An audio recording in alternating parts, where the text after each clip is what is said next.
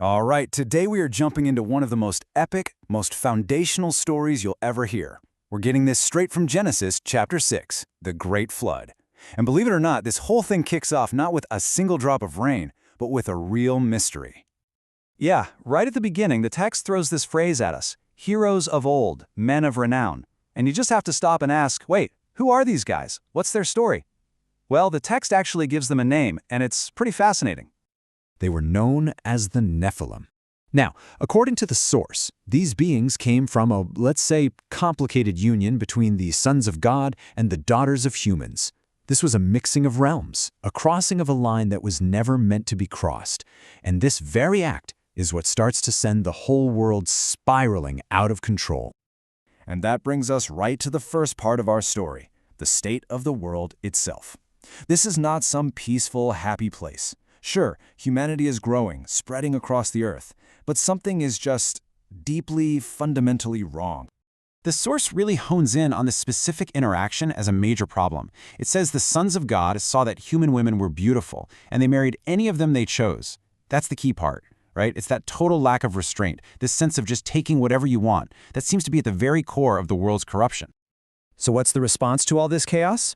A new rule is laid down. God declares that a human lifespan is now capped at 120 years. That's a huge deal. It's basically a declaration that the old, out-of-control ways are done, a firm boundaries being put back in place. And this leads us to what is, honestly, a staggering moment in the story. We're shifting from a world that just has some problems to a world that causes its own creator to feel a deep, profound, and really troubling emotion, regret. Now, you really have to pay attention to the wording here. It's so absolute. It doesn't say people were kind of bad or had some evil thoughts. No. It says every inclination was only evil all the time. I mean, that's a picture of total corruption through and through. And when the corruption is total, the response is just as total. This line is just, wow. The creator doesn't just feel anger, but actual regret, a deep sorrow over how things turned out, which leads to this decision to basically hit the reset button on the entire human project. But, just as the story hits its absolute darkest point, when it seems like it's all over, the whole narrative pivots on one person. In this entire world that's drowning in its own wickedness, there's one single exception to the rule. And here it is. This is the sentence that changes everything. It's so simple, but it carries the weight of the whole world's future. But Noah found favor. That tiny little word, but, is the hinge that the fate of humanity swings on. He's different, and that's all that matters. So what was it about Noah? The text lays out this really stark contrast. While the world was corrupt and violent, Noah was three things. Righteous, meaning he was in a right relationship with God and the people around him.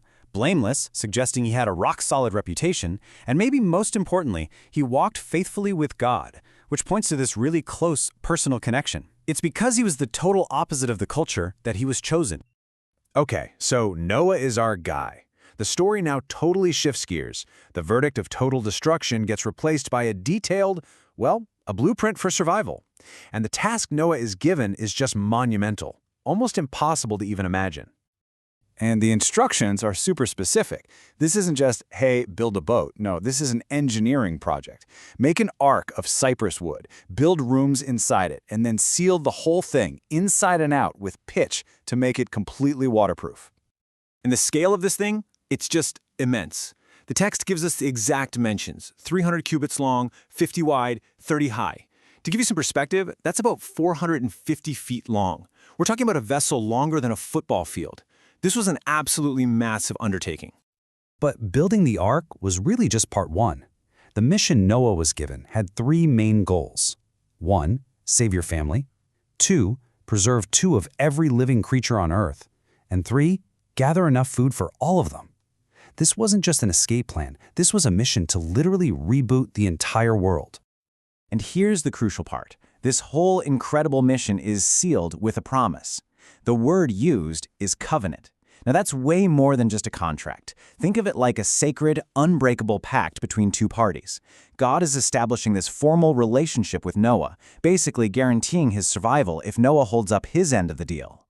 So, after all that, did Noah do it? Can you imagine being given this mind-boggling task, probably with everyone around you thinking you're completely crazy? Well, the text gives us a simple and really powerful summary of his response. His obedience was perfect. He did everything he was asked to do. And that leaves us with the big question that hangs over this entire story. You have this catastrophic flood meant to wipe the slate clean, but you also have one family, chosen to save and restart life. So when you look at it, was the Great Flood a story about the end of the world? Or was it actually the story of the world's very first new beginning?